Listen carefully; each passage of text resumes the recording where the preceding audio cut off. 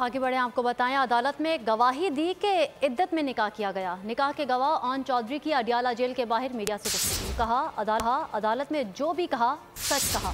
निकाह ख्वाह मुफ्ती सईद ने भी इकरार किया कि उनके भी इल्म में नहीं लाया गया था।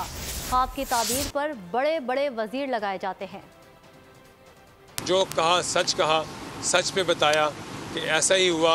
ये निकाह इद्दत के दौरान में हुआ। मुफ्ती सईद ने भी ये इकरार किया इस बात का कि उनके भी इल्म में नहीं लाया गया। मुल्क के साथ ऐसा मजाक किया गया।